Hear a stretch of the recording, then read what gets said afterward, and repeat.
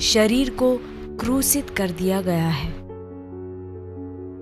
गलातियों के पत्र अध्याय 5 वाक्य 24 में लिखा है, और जो यीशु मसीह के हैं उन्होंने शरीर को उसकी लालसाओं और अभिलाषाओं समेत क्रूस पर चढ़ा दिया है। बहुतों के बीच एक सामान्य गलतफहमी अस्तित्व में है कि शरीर को लगातार क्रूस पर चढ़ाना या बार बार संघर्ष और प्रयास के द्वारा दबाना आवश्यक है।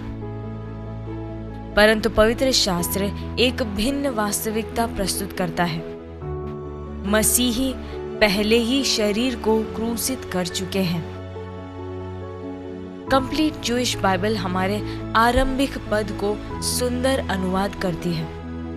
वह कहती है, जो लोग मसीहा यीशुआ के हैं उन्होंने अपने पुराने स्वभाव को उसकी वासनाओं और इच्छाओं सहित क्रूस पर मृत्यु के हवाले कर दिया है। यह कोई प्रक्रिया नहीं बल्कि पूर्ण हो चुकी वास्तविकता है। आपका पुराना स्वभाव मर चुका है। सो यदि कोई मसीह में है तो वह नई सृष्टि है। पुरानी बातें बीत गई है, देखो वे सब नई हो गई है। दूसरा कुरिन्थियों के पत्र अध्याय 5 वाक्य 17। बहुत से लोग अभी भी शरीर के साथ संघर्ष करते हैं। इसका कारण सरल है, वे उस चीज को हासिल करने का प्रयास करते हैं जो पहले ही पूरी की जा चुकी है, और जहां समझ की आवश्यकता है वहां श्रम लगा रहे हैं। जितना अधिक वे संघर्ष करते हैं उतना ही वे उस बात के अधीन हो जाते हैं जिस पर वे जीतने की कोशिश कर रहे हैं। यह इस प्रकार कार्य नहीं करता। वचन में जिए। जो वचन आपके विषय में कहता है उसे स्वीकार कीजिए।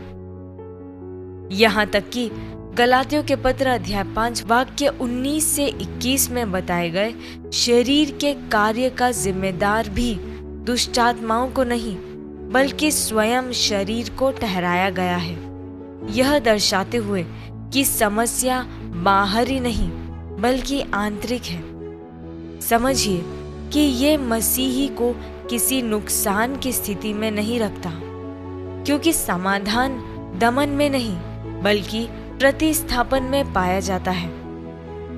आत्मा के अनुसार चलो तो तुम शरीर के लालसाओं को किसी रीति से पूरा न करोगे।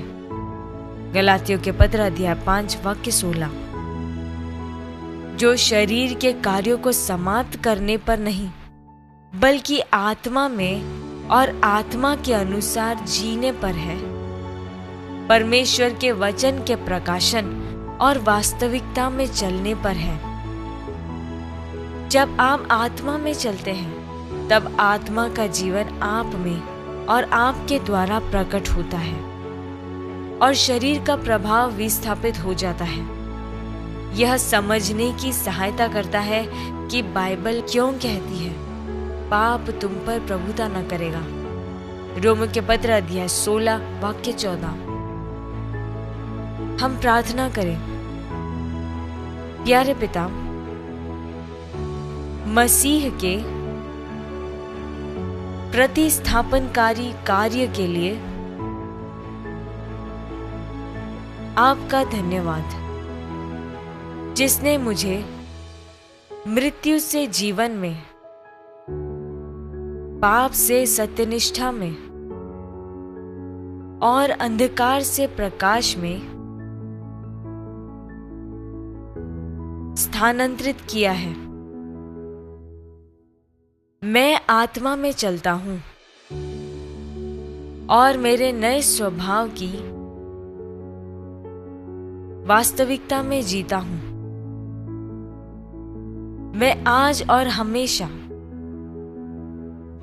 सत्यनिष्ठा और प्रभुत्व के जीवन को प्रकट करता हूं, यीशु के नाम में, आमीन।